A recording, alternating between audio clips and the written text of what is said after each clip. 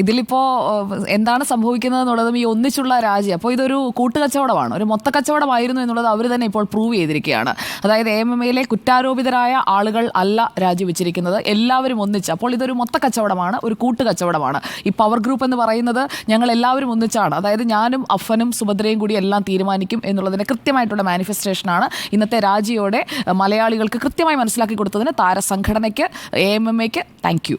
അപ്പോൾ ഇനി അതിൻ്റെ പേരിൽ ഞങ്ങളെ നിങ്ങൾ രാജിവെപ്പിച്ചേ എന്ന് പറഞ്ഞുകൊണ്ട് മാധ്യമങ്ങളുടെ മുകളിലേക്ക് കയറാൻ വന്നിട്ട് കാര്യമില്ല. അങ്ങനെ വന്നിട്ട് ഒരു കാര്യവുമില്ല. കാരണം മാധ്യമങ്ങളല്ലല്ലോ ഈ കാര്യങ്ങളൊക്കെ ചെയ്യാൻ ഇവരോട് പറഞ്ഞത്. വാതിലിൽ പോയി മുട്ടാൻ നമ്മൾ പറഞ്ഞോ? ഇല്ലല്ലോ.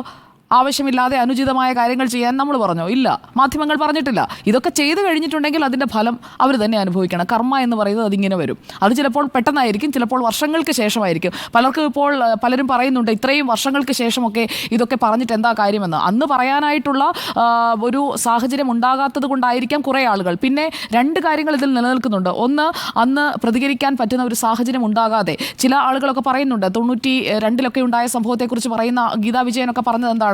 അന്ന് ഇങ്ങനെയൊരു സംവിധാനമില്ല, താരസംഘടനയില്ല, പ്രതികരിക്കാൻ വേദിയില്ല. അതുകൊണ്ട് പല കാര്യങ്ങളും അന്നുണ്ടായിരുന്ന ആ കാലഘട്ടത്തിലെ ആളുകൾ പറയാതിരുന്നിട്ടുണ്ടാകും. പക്ഷേ പുതിയ കാലത്തിലെ സ്ത്രീകൾ പറയാൻ തയ്യാറാണ്. അവർക്കൊപ്പം പഴയ കാലത്തെ സ്ത്രീകളും രംഗത്ത് വന്ന് 10 വർഷം 15 വർഷം മുൻപുള്ള കാര്യങ്ങളാണ് പറയുന്നത്. അപ്പോൾ അതെല്ലാം അസത്യമാണ്. അന്ന് പറഞ്ഞതുകൊണ്ട് അല്ല, അന്ന് പറയാതിരുന്നത് കൊണ്ട് പീഡനം ഇല്ലാതാകുന്നില്ല. അത് നള്ളിഫൈ ചെയ്യാൻ എങ്ങനെയാണ് കഴിയുക? അന്ന് പറഞ്ഞില്ല, നിങ്ങൾ അന്ന് സഹകരിച്ചു, അതിനുശേഷം ഇന്ന് നിങ്ങൾ അതേക്കുറിച്ച് തുറന്നു പറയുന്നു. അപ്പോൾ നിങ്ങളുടെ ഭാഗത്ത് എന്താണ് ന്യായം എന്ന് ചോദിച്ചു കഴിഞ്ഞാൽ ആ യുക്തി നിലനിൽക്കില്ല. കാരണം നിയമവ്യവസ്ഥ അനുസരിച്ച് നിങ്ങൾക്ക് എപ്പോഴാണോ വെളിപ്പെടുത്താൻ തോന്നുന്നത് അപ്പോൾ നിങ്ങൾക്ക് വെളിപ്പെടുത്താം. നിങ്ങൾക്ക് തെറ്റാണെന്ന്, ഒരു ഒഫൻസ് ആണെന്ന് നിങ്ങൾക്ക് തോന്നുന്ന എപ്പോഴാണോ അപ്പോൾ വെളിപ്പെടുത്താം. അതെ, നിങ്ങൾ ഇരയാക്കപ്പെട്ടു എന്ന് നിങ്ങൾക്ക് തോന്നുമ്പോഴാണ് വെളിപ്പെടുത്തേണ്ടത്. പക്ഷേ അവിടെ ഒരു കാര്യം കൂടി നമ്മൾ ശ്രദ്ധിക്കേണ്ടതുണ്ട്. ഈ ഇര എന്ന ആനുകൂല്യം പറ്റിക്കൊണ്ട് ബ്ലാക്ക് മെയിലിങ്ങിന് ആരെങ്കിലും പോവുകയാണെങ്കിൽ അത്തരക്കാരെ നമ്മൾ തുറന്നു കാട്ടുക കൂടി വേണം. കാരണം പല കുടുംബങ്ങളും തകർന്നതിന് ശേഷമായിരിക്കും ഈ ഇരയാണ് എന്ന വ്യാജേന വരുന്ന ബ്ലാക്ക് മെയിലേഴ്സ് അവർ പിൻവാങ്ങുന്നത്. അവർ കൃത്യമായി പണത്തിന് വേണ്ടി വരുന്ന ആളുകളാകും. അങ്ങനെയുള്ള ആളുകളെ പെട്ടെന്ന് മനസ്സിലാക്കാൻ കഴിയും. കൃത്യമായി പരാതി നൽകാൻ അവർ തയ്യാറാവില്ല. അവർ പരാതി നൽകാതെ ഈ ആരോപണമായി അതിങ്ങനെ അന്തരീക്ഷത്തിൽ നിർത്തിക്കൊണ്ടേയിരിക്കും. പക്ഷെ കൃത്യമായ പരാതിയുമായി മുന്നോട്ട് പോകുന്ന നിയമ സംവിധാനത്തിന് മുന്നിലേക്ക് പോകുന്നവരെ നമ്മൾ പിന്തുണയ്ക്കുകയും വേണം. അവരാണ് യഥാർത്ഥത്തിൽ അതിജീവിക്കാൻ, അല്ലെങ്കിൽ കൂടുതൽ പേർക്ക് ഇങ്ങനെയുള്ള ദുരനുഭവങ്ങൾ ഉണ്ടാകാതിരിക്കാൻ വേണ്ടി ഒരു ക്രുസൈഡറായി, ഒരു ഫൈറ്റിന് വേണ്ടി ഇറങ്ങി പുറപ്പെടുന്നവർ. അങ്ങനെയല്ലാതെ ആരോപണം ഉന്നയിച്ചുകൊണ്ടിരിക്കും. അന്ന് എന്നോട് മാപ്പ് പറഞ്ഞതാണ്, പിന്നെ എനിക്ക് പരാതിയില്ല, അയാളുടെ കുടുംബം തകർക്കണ്ടല്ലോ. അങ്ങനെയാണെങ്കിൽ പിന്നെ എന്തിനാണ് ഇവർ വന്നിരുന്ന് പറയുന്നത്? അവർക്ക് പരാതി കൊടുക്കണം. പരാതി കൊടുക്കാനായിട്ടുള്ള ഒരു സ്പേസാണ് ഹേമ കമ്മിറ്റി പഠനത്തിലൂടെ പുറത്തു വന്ന വിവരങ്ങളിലൂടെയൊക്കെ ഉണ്ടായിരിക്കുന്നത്. അപ്പോൾ അതിനെ കൃത്യമായി ഉപയോഗിക്കുകയാണ് വേണ്ടത്. യഥാർത്ഥത്തിൽ നടന്ന കുറ്റകൃത്യം അതിന്ന് പരാതിപ്പെടേണ്ടതാണെന്ന് ബോധ്യപ്പെട്ട് അതിൽ പരാതിയിലേക്ക് പോവുകയാണ് ചെയ്യേണ്ടത്. അപ്പോൾ എനിക്ക് തോന്നുന്നു അങ്ങനെയുള്ള ജെന്യുവിനായിട്ടുള്ള കംപ്ലൈനൻസിനെയാണ് നമ്മൾ പ്രോത്സാഹിപ്പിക്കുന്നത്. കാരണം യഥാർത്ഥത്തിൽ ഇരയാക്കപ്പെട്ട ഒരുപാട് പേരുണ്ട്, ഒന്നോ രണ്ടോ ഒന്നുമല്ല, ഒരുപാട് പേരുണ്ട്. അതിൽ ഈ പറയുന്ന വലിയ ടീമുകളുടെയൊക്കെ ക്രൂരതയ്ക്കിരയായ ആളുകളുണ്ട്. അവരിൽ പലരും പുറത്തേക്ക് വരാത്തത് ഭയന്നിട്ട് തന്നെയാണ്. പലരും നമ്മളെ വിളിക്കുന്നുണ്ട്. അതിൽ പലരും പ്രധാനപ്പെട്ട വെളിപ്പെടുത്തലുകൾ അടുത്ത ദിവസങ്ങളിൽ നടത്താനും പോവുകയാണ്. അതായത് ഇതുവരെ വന്ന ചെറിയ പേരുകളൊന്നുമല്ല, വലിയ പേരുകൾ തന്നെ വരാൻ പോകുന്ന വെളിപ്പെടുത്തലുകളും ഉണ്ടാകും. ഇവിടെ ഇവരിപ്പോൾ മാറിയതിന് ഞാൻ ചുരുക്കി പറയാം. എനിക്കറിയാം സമയം കുറച്ച് കൂടുതലായി എന്ന്. ഞാൻ പറയാൻ ഉദ്ദേശിച്ചത്, ഇപ്പോൾ ഇവർ മാറിയത് അവരവരുടെ ഒരു ധാർമ്മിക ഉത്തരവാദിത്തം ഏറ്റുപിടിച്ചുകൊണ്ട്, അവരുടെ ഒരു ധാർമ്മികത അങ്ങ് ജ്വലിച്ചതുകൊണ്ട് അവരങ്ങ് ചെയ്തതാണെന്നൊന്നും ഞാൻ കരുതുന്നില്ല. ഇത് തന്ത്രമാണ്. ഇത് പ്രതികരിക്കാതിരിക്കാനായിട്ടുള്ള ഒരു ഒളിച്ചോടൽ തന്ത്രം മാത്രമാണ്. അത് മാത്രമാണ് ചെയ്തത്. മോഹൻലാലിന് എന്താ ധൈര്യമില്ലേ? എത്ര നന്നായിട്ട് അഭിനയിക്കുന്ന ആളാണ്. ക്യാമറ കണ്ടു കഴിഞ്ഞാൽ ഉടൻ കഥാപാത്രമായി മാറുന്ന മോഹൻലാലിന്, അദ്ദേഹം ആങ്കർ ചെയ്യുന്ന റിയാലിറ്റി ഷോ ഇപ്പോൾ 6-7 സീസണായി. ഇത്രയും സീസണിൽ വന്നിട്ട് അവരെയൊക്കെ എഡ്യൂക്കേറ്റ് ചെയ്യുന്ന, അവരുടെ മുന്നിലൊക്കെ കൃത്യമായി എന്താണോ കൊടുത്തിരിക്കുന്ന റോൾ അതനുസരിച്ച് കൃത്യമായി സംസാരിക്കുന്ന, നന്നായി സംസാരിക്കാൻ അറിയാവുന്ന മോഹൻലാൽ ഈ പ്രസിഡന്റ് സ്ഥാനത്ത് ഇരുന്നു കൊണ്ട് എന്തുകൊണ്ട് റിയാക്ട് ചെയ്തില്ല? അദ്ദേഹം റിയാക്ട് ചെയ്തിട്ട് ഈ സ്ഥാനം ഒഴിഞ്ഞിരുന്നെങ്കിൽ സമൂഹം അദ്ദേഹത്തിനെ കുറച്ചുകൂടി റെസ്പെക്ട് ചെയ്തേരെ എന്നുള്ളതാണ് ഈ വിഷയത്തിൽ എൻ്റെ ടേക്ക്. കാരണം ഈ സ്ഥാനം ഒഴിയുന്നതിന് മുൻപ് ഒരു വാർത്താക്കുറിപ്പിലൂടെ ആയിരുന്നില്ല അവർ സ്ഥാനം ഒഴിയേണ്ടത്. ഒന്നിച്ചൊരു വാർത്താ സമ്മേളനം വിളിക്കണം. 17 പേരും ഇരിക്കുന്ന ഒരു വാർത്താ സമ്മേളനം. 17 പേരും പലയിടത്താണ്, സാധിക്കില്ല, ഓൺലൈനായിട്ടാണ് മീറ്റിംഗ് എന്ന് പറയാം. എങ്കിലും സിദ്ദിഖിന്റെ നേതൃത്വത്തിൽ അന്ന് നടത്തിയതുപോലെയുള്ള റിഹേഴ്സൽ എടുത്തിട്ടാണെങ്കിലും അന്ന് നടത്തിയതുപോലെയുള്ള ഒരു വാർത്താ സമ്മേളനം നടത്താമല്ലോ. പ്രസിഡന്റ് ഇരിക്കുന്നിടത്തേക്ക് ബാക്കിയുള്ളവർക്ക് എത്താം. പ്രസിഡന്റ് ചെന്നൈയിലാണെങ്കിൽ അവിടേക്ക് ബാക്കിയുള്ളവർക്ക് എത്താം. ഇന്ന് ഫ്ലൈറ്റ് കണക്ടിവിറ്റി ഉണ്ട്. ഇത്രയും ദിവസമായല്ലോ ഈ ആരോപണങ്ങൾ വന്നു തുടങ്ങിയിട്ട്. ഒന്നിച്ചിരുന്ന് അവർ ആർജവത്തോടെ പറയണമായിരുന്നു, ഞങ്ങൾ ഇതിന്റെ ധാർമ്മികമായ ഉത്തരവാദിത്തം ഏറ്റെടുക്കുന്നു, അതുകൊണ്ട് ഞങ്ങൾ എല്ലാവരും മാറി നിൽക്കുകയാണ്, പുതിയ നേതൃത്വം വരട്ടെ, സ്ത്രീകൾ വരട്ടെ, വനിതകൾ വരട്ടെ എന്നൊക്കെ അവർ പറഞ്ഞിരുന്നെങ്കിൽ അവരുടെ നിലയും വിലയും ഒക്കെ എത്ര ആയേനെ. 2 മാസം സമയമെടുത്ത് അതെ. അതെ, പിരിച്ചുവിട്ടിട്ട് അല്ല, ഇത് സാറേ സമയം ബൈ ചെയ്യുകയാണ്. They are buying time, nothing, അല്ലാതെ മറ്റൊന്നുമില്ല.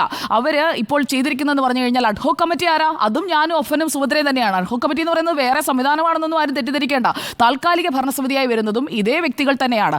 അപ്പോൾ ഈ 17 അംഗ എക്സിക്യൂട്ടീവ് പ്രസിഡന്റ് ഒക്കെ രാജിവെച്ചു എന്ന് പറയുമ്പോൾ വലിയ എന്തോ സംഭവം നടന്നുവെന്ന് ആരും ധരിക്കേണ്ടതില്ല.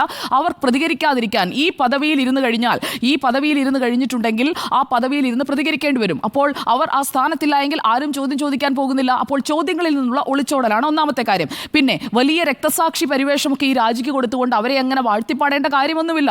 സ്ഥാനത്തിരുന്ന് ചെയ്യേണ്ട കാര്യം എന്താണോ അത് ചെയ്യാതിരിക്കുകയും ആ സ്ഥാനത്തേക്ക് ഒരു ചോദ്യം വന്നപ്പോൾ ആ ചോദ്യം നേരിടാതിരിക്കുകയും ചെയ്യുന്ന ആളുകൾ പിന്നിലത്തെ വാതിൽ കൂടി ഇറങ്ങി അങ്ങ് പോയി. അത്രേ സംഭവിച്ചിട്ടുള്ളൂ. മുന്നിലത്തെ വാതിൽ കൂടി പോലും അല്ല, ആരുടെയും മുന്നിൽ പെടാതെ കൃത്യമായി പിൻവാതിലിലൂടെ ഓടിപ്പോവുകയാണ് ചെയ്തത്.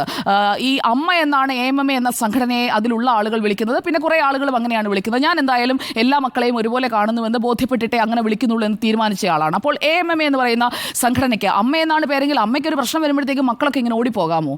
ആ പ്രശ്നം പരിഹരിക്കണ്ടേ? ആ പ്രശ്നം വന്നപ്പോഴേക്കും അമ്മയുടെ അടുത്തു നിന്ന് എല്ലാവരും താക്കോലിട്ട് പൂട്ടിയിട്ട് ഓടിപ്പോവുകയാണ്. ഇന്ന് അല്ലമീൻ ഇവിടെ കാണിച്ചു അവിടെ പൂട്ടിയിട്ടിരിക്കുന്നത് അലി അക്ബർ ഷായും അല്ലമീനുമായിരുന്നു അവിടെ.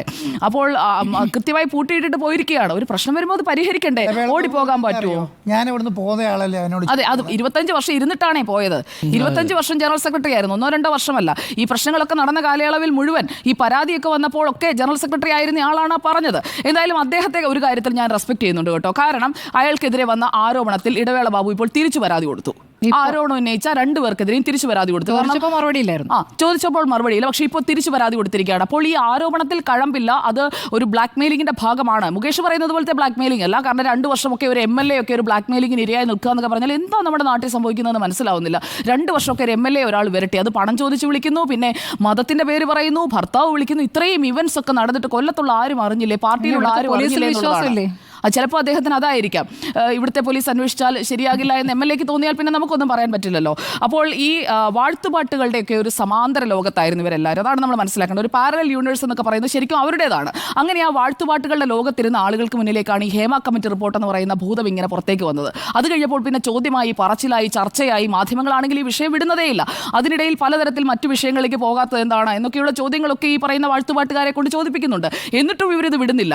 അപ്പോൾ മാധ്യമങ്ങളെ തിരിച്ചാക്രമിക്കാൻ തുടങ്ങുന്നു. ടൊവിനോയൊക്കെ തിരിച്ചു പറയുന്നുണ്ട്, പൃഥ്വിരാജ് തിരിച്ചു ചോദിക്കുന്നുണ്ട്. അങ്ങനെ കൃത്യമായിട്ട് തിരിച്ചും ചോദ്യങ്ങൾ വരുന്നുണ്ട്. എന്നിട്ടും ഈ വാർത്ത വിടുന്നില്ല. കൂടുതൽ പേർ വെളിപ്പെടുത്തലുമായി വരുന്നു. അപ്പോൾ ഇനിയും ഇരുന്ന് കഴിഞ്ഞാൽ ശരിയാകില്ല എന്ന് തോന്നിയിട്ട് അവരങ്ങ് ഇറങ്ങിപ്പോയതാണ് എന്നുള്ളതാണ് ഇതിൽ ചുരുക്കി പറയേണ്ട കാര്യം. ഇവിടെ ഒറ്റ കാര്യം കൂടി പറഞ്ഞ് ഞാൻ അവസാനിക്കാം. ഈ ആരോപണങ്ങൾ എന്തായാലും അന്വേഷിക്കണം. ഈ ആരോപണങ്ങൾ കൊടുത്തിരിക്കുന്ന അല്ലെങ്കിൽ ആരോപണങ്ങൾ ഇങ്ങനെ പറഞ്ഞുകൊണ്ടേയിരിക്കുന്ന ആളുകൾ പരാതി കൃത്യമായിട്ട് കൊടുക്കണം. പരാതി കൊടുത്തിട്ട് അതിൽ അന്വേഷണം നടക്കുകയും അതിൽ കുറ്റക്കാരാണോ എന്ന് കണ്ടെത്തുകയും വേണം. അല്ലാതെ ഈ തെറ്റ് ചെയ്തവരെ ശിക്ഷിക്കുന്നതിന് പകരം ഇത് വെറുതെ ഒരു ബ്ലാക്ക് മെയിലിംഗ് തന്ത്രമാക്കി മാറ്റുകയും പണം വാങ്ങി സെറ്റിൽ ചെയ്യുകയും ചെയ്യുകയാണെങ്കിൽ നിങ്ങൾ കാണിക്കുന്നത് വലിയ ക്രൂരതയാണ്. യഥാർത്ഥത്തിൽ ഇരകളാക്കപ്പെട്ട ഒരുപാട് പേർ നിങ്ങൾക്ക് നീതി കിട്ടുകയാണെങ്കിൽ നിങ്ങൾക്ക് പിന്നാലെ വരാൻ കാത്തിരിക്കുന്നുണ്ട്. അപ്പോൾ അവരെ നിരാശപ്പെടുത്തരുത് എന്നുള്ളതാണ്. മാത്രമല്ല AMMA എന്ന് പറയുന്ന താരസംഘടന ഇല്ലാതാകണമെന്നോ സിനിമ വ്യവസായം നശിക്കണമെന്നോ ആഗ്രഹിക്കുന്ന ആളൊന്നുമല്ല ഞാൻ. അതുകൊണ്ട് ഈ സംഘടനകൾ ഉണ്ടാകണം. സംഘടനകൾ ജനാധിപത്യ ബോധത്തോടെ ഉണ്ടാകണം. ആ സംഘടനയ്ക്കുള്ളിൽ ഒരു ജനാധിപത്യത്തിന്റെ വെളിച്ചം ഉണ്ടാകണം. ഇതിനകത്ത് അതില്ലായിരുന്നു. അതാണ് അവിടെ സംഭവിച്ചത്. WCCയിലെ അംഗങ്ങൾ പോയപ്പോൾ നമ്മളത് കൃത്യമായി കണ്ടതാണ്.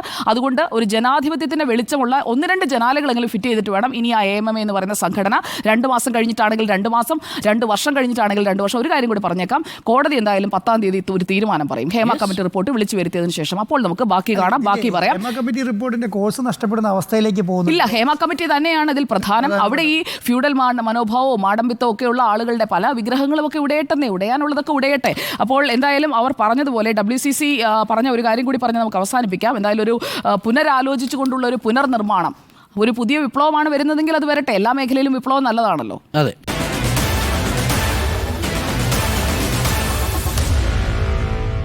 Meet the editors.